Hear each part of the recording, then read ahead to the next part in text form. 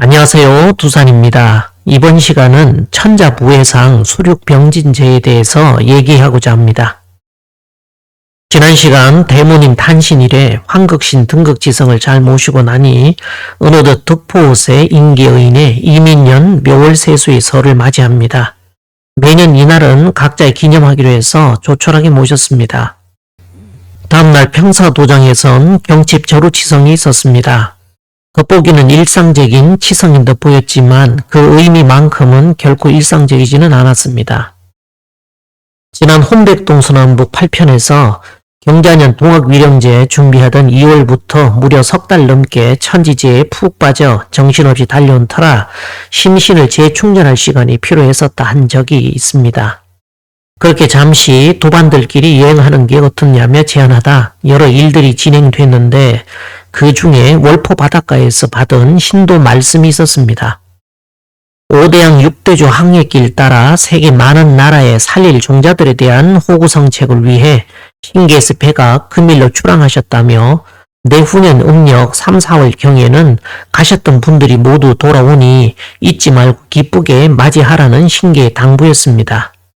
바쁜 와중에도 그때의 말씀은 잊지 않고 있었기에 음력 3월경에는 움직일 계획을 세워두고 있었습니다.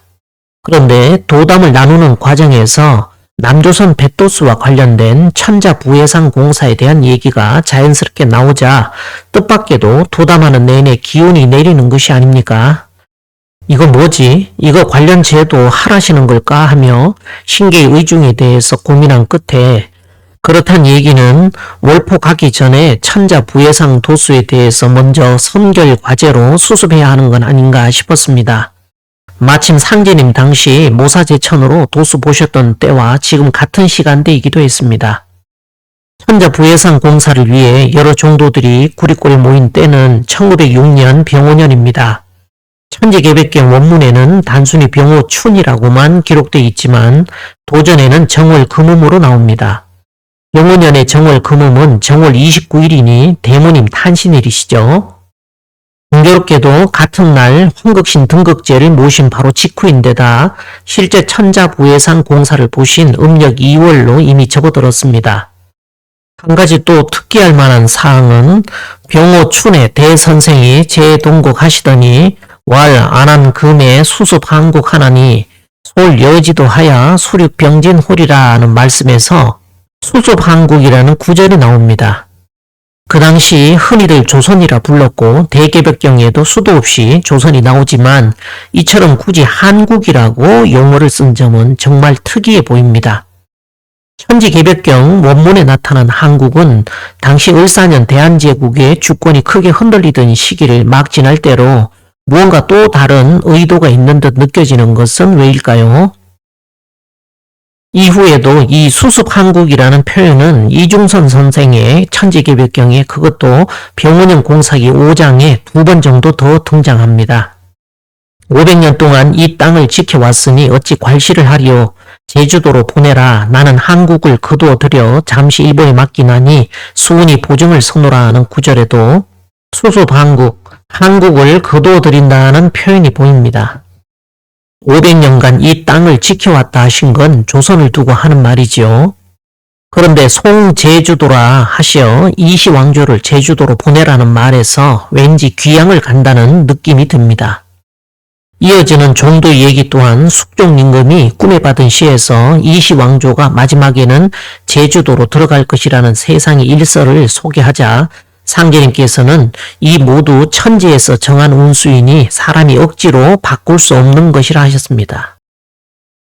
다음 수습한국이 들어간 구절에 이제 한국을 거두어 들이시니 그 이치가 어떤 것이옵니까 하고 종도가 여쭙습니다. 그러자 상제님께서 수운을 시켜 내가 장차 세상에 오리라는 것을 알리게 했더니 한국 조정이 죽였으므로 모든 신명이 노하였다 하십니다. 마치 세례 요한이 예수님의 길을 예비할 자로 부름받았듯 수은 최재우 선생은 상제님께서 오실 길을 예비하였습니다. 그런데 한국 조정이 그를 죽였으니 만신이 분노하여 결국 이 나라를 귀양 보내고 유폐시켰다는 말씀이지요. 제주도로 보내신 내막이 여기서 드러나는데 그런 이유로 일본을 일군으로 쓰셨다는 것이고 수훈 선생은 여기에 보정을 선 것입니다. 그러면서 마지막으로 하신 7월 만간을 위지백중 하나니 백중백중이니 백사계 중 하노라 하는 이 말씀 속에는 수습 한국에 대한 결론이 담겨 있는 듯 보입니다. 즉 이야기의 스토리상 이 백중에 대한 말씀은 그 무엇도 아닌 이 나라의 운명을 담고 있는 것이죠. 잠시 한국을 거두어 일본에 맡겨둔다 하신 건 속죄의 기한이 풀리면 언젠가 돌려주신다는 의미가 내포되어 있습니다. 그런데 어떻게 된 것이 일본에게서 풀려나오긴 했는데 현재 대한민국은 7월 칠사과는 어찌어찌 연결해 본다 쳐도 7월 보름인 백중과는 아무런 관련이 없다는 사실입니다. 이것이 어찌된 일일까요? 그런 관점에서 다시 처음에 수습 한국이 나온 배경을 살펴보면 내가 이제 한국을 거두어 들이리니 너희들을 거느리고 수륙병진하리라는 말씀은 곧 모사제천의 도수에서 제주도로 귀양 보낸 한국을 풀어주는 마무리 성사제인의 수륙병진 도수가 다시 진행되리라는 것을 미루어 짐작해 볼 수 있습니다. 더불어 이때는 수습 한국의 천지사가 천자부해상이라는 이름에 걸맞게 다시 천자국으로 돌려주실 것이란 뉘앙스가 담겨 있는 것이죠.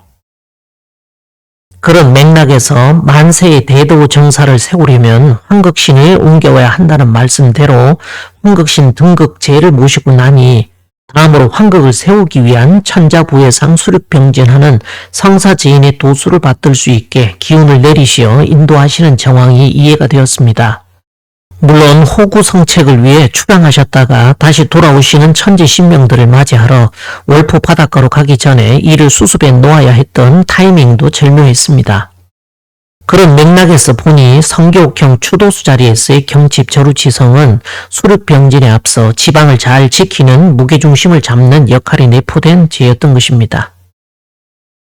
상기님께서는 2월에 대공사를 행하시려고 서울로 떠나시며 전함을 순창으로 돌려대리니 형렬은 지방을 잘 지켜 모든 일에 소홀히 임하지 말라 하시고 이어 상제님 당신과 더불어 정남기, 정성백, 김갑칠, 김광찬, 김병선 등을 데리고 군산으로 가서 배를 타기로 하시고 신원일과 김성경, 김보경, 김봉규와 그 외 한 사람에게 태전으로 가서 기차를 타라고 명하시며 내가 이제 조선의 국군을 바로잡으려 하나니 이는 수륙병진이니라 하십니다.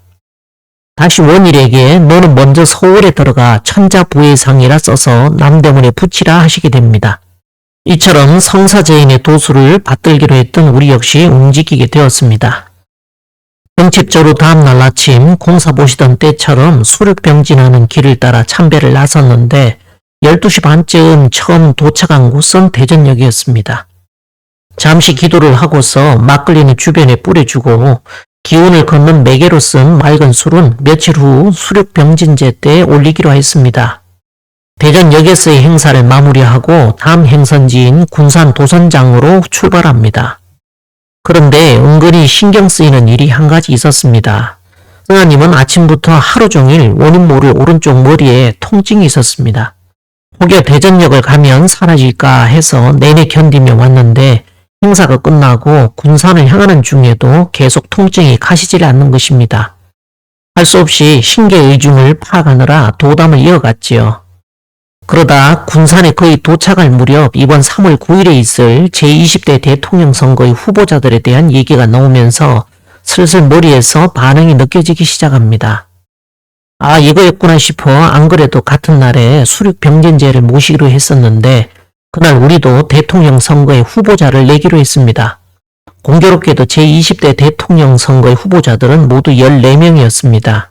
우린 15번째가 공석이니 어떤 분을 추천할까 하다 웃으면서 양목합일 청림이요 진손양목 말세성이라 하였으니 이번 수륙병진제에는 15진주이신 청림도사님의 신의를 모시자고 했더니 말떨어지기 무섭게 지금까지 내내 괴롭히던 두통이 그만 사라져버립니다. 정말 귀신이 고칼 노릇이었습니다. 수륙병진제에 청림도사 신이라니 우린 그렇게 38 양목인 기호 15번 청림도사를 찍겠다고 결정을 했지요. 얘기를 나누다 보니 오후 3시 무렵쯤에서야 군산 도선장에 도착했습니다. 여기서도 주문을 읽는 등 작은 행사를 하고는 막걸리는 뿌려주고 대전역과 군산 도선장에서 올린 맑은 술이 담긴 작은 2개의 술병을 챙겨 다시 정읍으로 복귀를 했습니다. 3월 9일은 제20대 대통령 선거 투표일입니다. 투표 당일 승하님 꿈에 줄을 서 있는 사람들이 보이고 한 사람씩 싸워야 되는 상황이었는데 어떤 한 남자가 나타나 승하님을 뒤로 물러서게 한 뒤 토너먼트식으로 싸워서 물리쳐주는 꿈을 꾸었다네요. 꿈속이지만 자신을 위해 누군가 나서서 일 처리해준 건 이번이 처음이었다며 늘 혼자 난관을 헤치던 상황들이 이젠 끝인가 싶었답니다. 이날 승하님의 꿈에 등장한 이 남자, 혹시 윤석열은 아니었을까요? 그렇게 생각한 이유는 바로 다음날 또 꿈이 이어졌기 때문입니다. 바로 이날 제20대 대통령 선거일에 우린 수륙병진제를 지내게 되었습니다. 메인 신단엔 청림도사 지휘라 하여 위패를 모시고 양쪽 신단엔 각각 병사병자 병난신 제위와 병병자 병난신 제위를 모시고 그 옆에 대전역과 군산 도선장에서 기운 걷는 데 쓴 맑은 술병을 올리고 11시까지 진사를 마무리했습니다. 고는 3년 음력 2월 7일 천자 부회상 수륙병진 제2계회를 선언합니다. 천재 4배 올리고 흔자구 독축을 합니다. 고는 3년 세차 이민 2월 을묘삭 7일 신유라 읽고 아무개라 구한 후 천지 6이 전에 약설 공언하고 복유 기 동북이 고수의 동요동 평상자리 지방 잘 지키는 경칩 지성 이후 대전역과 군산 도선장 모사제천 공사지 참배 후 기운 모아 제20대 대통령 선거투표 당일인 금일 이사남이 교통에 서효동이 자리한 투숭산하 운영지 법당에서 황극 두 도령 인신 합덕하실 38목의 청림도사님 비롯해 좌우로 병난 제위 10명님 모시고 천자 부회상 수륙병진 제를 봉행하나이다. 사람 죽이는 공사만 보는 묵은 하늘 선천 운을 뒤집어 지천태 곤도 우주 조화정치 표실 황극신 등극하시니 인세 역시 대한민국 대통령 뽑는 선거일에 맞추어 1만 나라 영도할 천하의 도주국 세우실 15진주 황극 도령님 천지에서 선택하신 상두쟁이 청림도사님 모시오니 이제 전함은 순창으로 돌려대는 상시름 터지는 국면에 3일문 열고 북사도 전란에 시움 맞아 수륙병진 도수무라 난세의 불이 숙청하고 도탄에 빠진 창생들 죽음에서 널리 건져 영원한 지복의 길로 인도하옵시기를 기도 발언 하나이다 라 독축을 끝내고 주송의 제를 마무리하였습니다.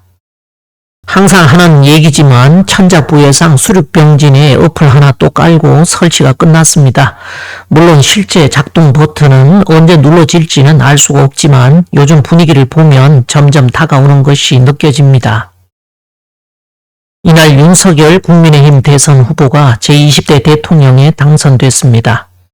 근래 들어 박주현 변호사에 대한 에포크타임즈의 인터뷰 기사를 보면 부정선거의 증거는 차고 넘친다며 개표장이나 증거 보존 절차, 재검표장에서 발견된 형상복원기능 투표지, 평균 4.7초당 1표 혹은 2초당 1표가 되는 사전투표 조작 부풀리기의 정황, 발급된 투표용지 수보다 많은 투표지, 주민등록 인구수보다 많은 선거 인명부상의 증거, 선관위의 수많은 거짓말과 대법관들의 엉터리 재판 진행, 이를 덮었던 판결문 그리고 개표 결과가 이미 증거라고 볼 수 있다고 설명합니다.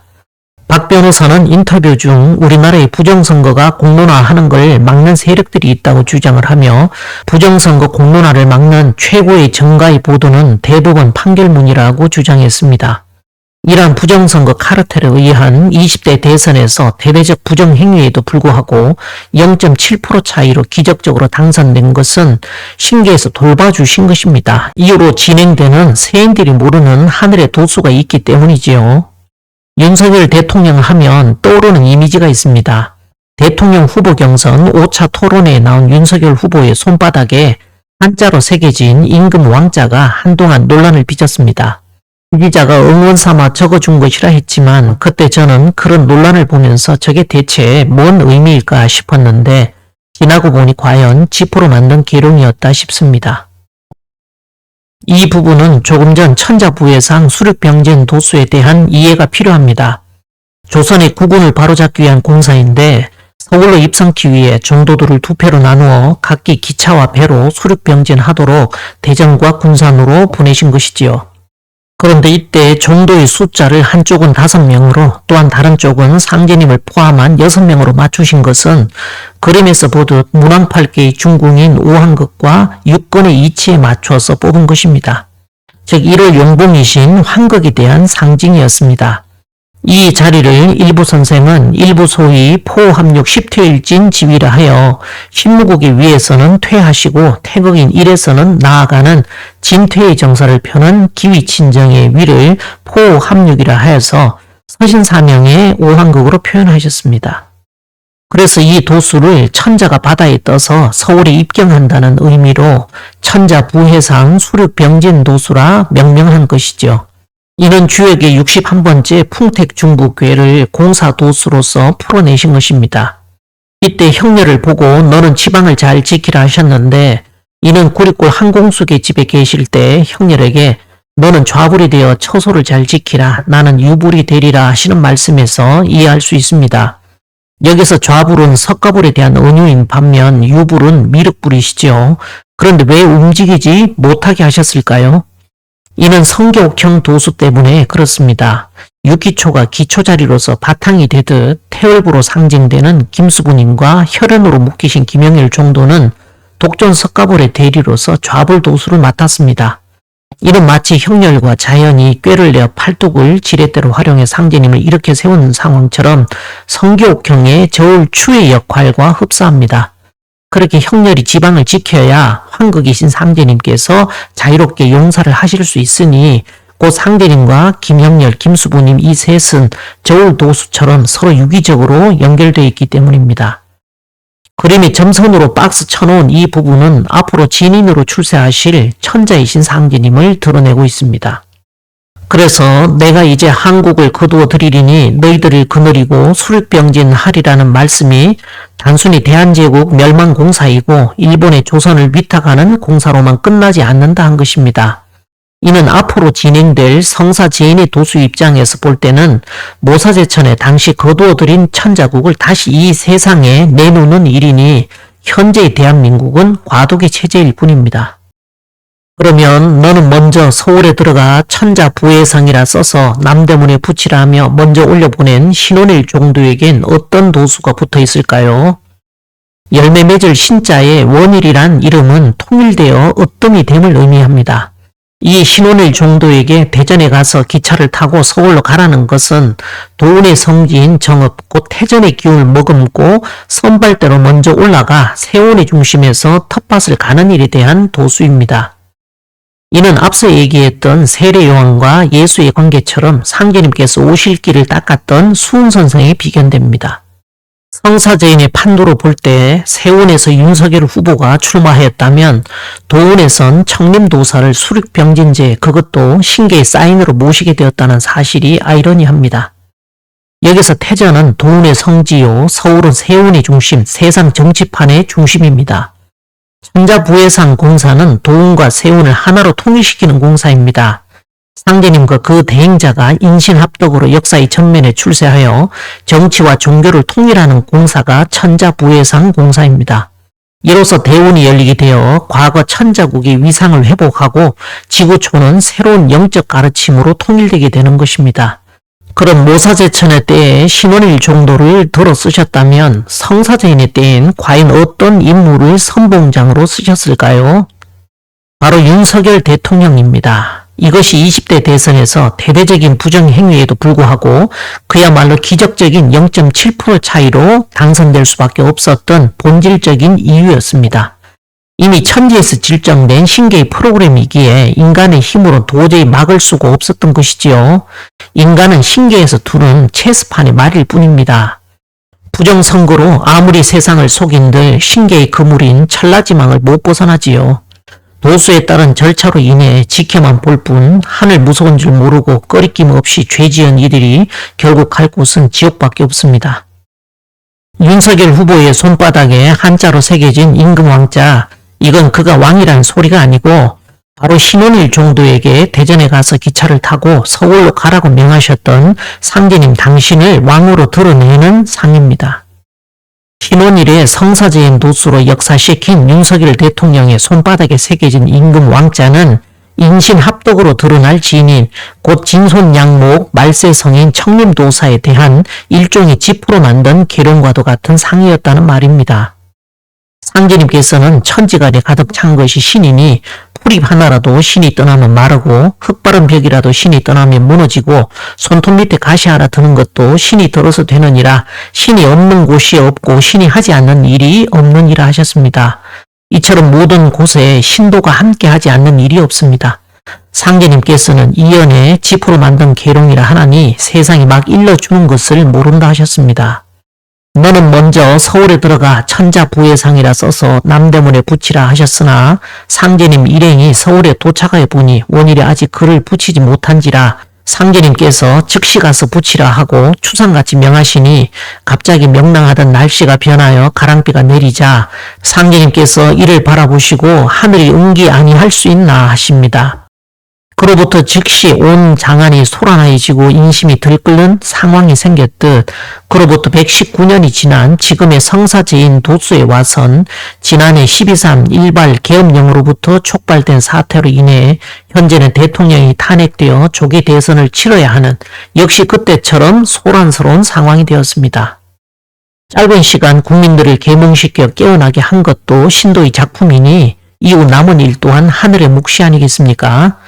김용현 전 장관의 옥중 편지에서 유래된 리셋 코리아 윤어게인은 세례 요한이 예수의 길을 예비하였듯 잠자는 이들을 깨워 진정한 계몽자를 맞이할 준비를 시키는 일입니다. 취지는 좋으나 그 정신을 담을 만한 그릇을 찾는 일이 문제겠지요. 세운과 도운은 정치와 종교로서 표리의 관계이니 이 둘을 모두 지닌 성공을 겸비한 자가 나와 세상을 통일하는 도수가 바로 천자부회상 공사입니다. 이날 잠들었을 때 승하님이 받은 꿈이 있습니다. 넓은 강이 있었는데 꿈속이어 그랬던지 단숨에 헤엄쳐 건넜다 하네요. 이는 이섭대천으로 해석할 수 있습니다. 인간사로만 본다면 부정선거로 인해 도저히 돌파하기 어려운 장애물이었지만 신의 도움으로 무사히 건넌 걸 상징합니다. 그러고 나서 장면이 바뀌더니 윤석열 대통령이 등판을 드러내며 누워 있었는데 상체를 경락 마사지 하듯 주물럭주물럭 하는 꿈이 마지막으로 한 커트 보였습니다. 이건 신도 문제로 이해해야 됩니다. 이후 대통령의 행보에 신도의 마사지가 들어간 걸로 봐야지요. 새벽 3시쯤 꿈을 깨고 나서 TV를 틀었더니 당선이 확정적이라고 나온 걸 보고는 다시 잤다네요. 사실 윤석열 대통령이 등장하는 장면은 이것으로 끝나질 않았고 2023년 6월 10일 지금의 대안도 그 당시엔 자아도라고 했는데 블로그를 처음 오픈하던 날 꿈에 승하님은 또 윤석열 대통령 꿈을 꾸었습니다. 대통령이 연설하는 걸 밑에서 지켜보다 어느새 보니 윤석열의 손목과 승하님의 손이 서로 하얀 천으로 둘둘 감겨서 연결되어 있는 꿈을 꾸게 되었습니다. 옆에 김건희 여사는 조금 떨어져서 고개를 푹 수그리고 따라오는 것 같고 복잡하게 생각할 건 없고 다만 세운과 도운이 원팀이라고 이해를 하면 될 것 같습니다. 직장생활로 인해 평일은 시간 내기 어려웠기에 언제나 주말은 제 지내느라 바빴습니다. 갑작스레 평안도생, 윤도생 두 분과 함께 우리 4명이 동행하기로 결정되었고 며칠 후 일요일에 출발해 서울로 가서 천자부회상 공사에 마무리를 하기로 했습니다. 그러자 가기 전날부터 왼쪽 다리가 조금씩 저리기 시작합니다. 무슨 뜻일까 생각 끝에 왼쪽은 동요동 자리이고 다리는 실제 용사의 의미이니 아무래도 평소 도장일인 듯 보였고 천자부회상 공사 시 상제님께서 형렬은 지방을 잘 지키라 하셨던 말씀과 상관이 있을 듯 했습니다. 아마 이 생각이 맞다면 출발 전에 어떤 사인이 있겠지 하고 잠을 청하게 되었는데 새벽 5시 무렵 일어나서는 까마득히 잊고 서울 떠날 준비를 하고 출발했습니다. 소뚱 터널을 지나 원평을 향하는 도중에 함께 가기로 했던 평안도생에게 전화를 합니다. 그런데 갑자기 말도 제대로 안 나올 정도로 막 하품이 나는 것입니다. 동시에 왼쪽 다리도 막 저리고 이게 뭔 일인가 싶었습니다. 승하님은 저와 상의한 후 평안도생에게 설명하고서 집에 있도록 하자 거짓말처럼 몸이 개운하게 풀린다 합니다. 좀 있으니 카톡이 하나 들어옵니다. 그래서 구토설사 배탈이 났었나 보다라는 문자였으니 이를 보면 이미 신기해서 움직이지 못하게 손을 써놓았던 것이었지요. 3시간여를 달린 끝에 서울로 올라와 숭례문 근처로 왔습니다. 일요일이라 시내가 그나마 좀 한산해서 달릴만 했습니다. 겨우 한 곳에 주차를 하고는 남대문에다 직접 천자부회상을 써붙일 수는 없으니 시내에다 붙이곤 남대문 앞에 섰습니다. 숭례문은 조선 태조 7년에 한양 도성의 남쪽 대문으로 세워졌는데 1962년 12월 20일에 국보 제1호로 지정되었습니다. 2008년 2월에 발생한 화재로 석중만 남은 채 소실되었고 2년 후 복원 작업을 시작한 이후 약 3년의 복구 공사를 거친 뒤 2013년에 완공되어 다시 시민에게 공개되었습니다. 병오년 2월 상제님의 명으로 신원일 종도가 남대문의 천자부회상이라 써붙인 지 만으로 119년 만에 성사제인 도수의 일환으로 다시 이 자리에 섰습니다. 기념사진을 찍고 나와 인근에 주차한 차 안에서 제물을 모시고 간단하게 제를 올립니다. 주문을 1년 내내 응감하시는 듯 맑은 기운이 서리서리 내렸고 제가 끝나고 맑은 술을 주변에 뿌려드리자 기운이 모여드는 게 느껴졌습니다. 제를 마무리하고서 동묘를 참배한 후 원구단을 갈까 했으나 가는 길에 원구단이 불과 800여 미터도 안 되는 곳에 있었기에 먼저 들러보기로 하고 출발을 합니다. 그런데 갑자기 승하님 오른쪽 팔부터 상체가 숨을 쉬기 힘들 정도로 통증이 오길래 동묘로 가란 뜻인가 싶어 원구단을 잠시 둘러보고는 동묘로 출발했는데 문제는 통증이 더 심해졌습니다. 어떻게 하라는 건지 알 수가 없어 고민하다 동묘 참배 후에 다시 원구단 들리겠습니다 하니 통증이 사라집니다. 서울 동관왕묘를 줄여서 동묘라고도 하는데 관우를 모신 사당으로 공자를 모시는 문선왕묘를 줄여 부르는 문묘에 대응해 무묘라고도 부릅니다. 동묘 입구에 겨우 주차를 하고는 재물을 꺼내서 들고 나오니 갑자기 승하님이 소리를 지릅니다. 무슨 일이냐고 놀라 물으니 갑자기 왼쪽 머리를 심하게 쪼아댄다고 합니다. 혹시 몰라 재물은 2군데 쓸 것으로 준비했는데 하나는 남대문에서 썼고 또 하나는 동묘에서 쓸 생각이었습니다. 그런데도 신계에서 간섭을 하신다는 건 그럼 이 재물은 동묘가 아닌 원구단에서 지내자고 제안을 하자 말 떨어지는 순간 통증이 사라졌습니다. 한숨을 쉬고는 편의점에 들러 매치순과 육포를 구입해 동묘는 간단히 예만 갖추기로 했습니다. 내부로는 못 들어가고 밖에서 간단히 참배를 하고 술병을 나무 받침 위에 올려놨더니 바람이 불었나 갑자기 술병이 톡 떨어져서 병목이 날아가 버립니다. 이건 챙겨와서 집에서 음복할 생각이었는데 할 수 없이 술을 뿌려드리고 말았습니다. 잠시 후 동묘를 나와 다시 원구단으로 향합니다. 한국엔 중국으로부터 유교가 전래되기 전에도 다양한 종류의 하늘에 지내는 제사가 있었습니다. 하늘의 삼신상제님께 천제를 올리는 제천의식이 거행되던 배달국의 소도제천 문화는 강화도 마아리산 참성단을 보면 알 수 있습니다. 고려시대까지 행해진 소도제천 문화는 조선 왕조 초기에 그 맥이 끊겼습니다. 조선 왕은 명나라와 청나라 제후국의 임금이었기 때문에 원구단을 만들 수도 없었고 제천의식인 황구대제는 더더욱 올릴 수 없었습니다. 제후국 왕으로 사직단에서 토지와 곡식의 신에게 올리는 사직대제만 올리게 된 것이죠.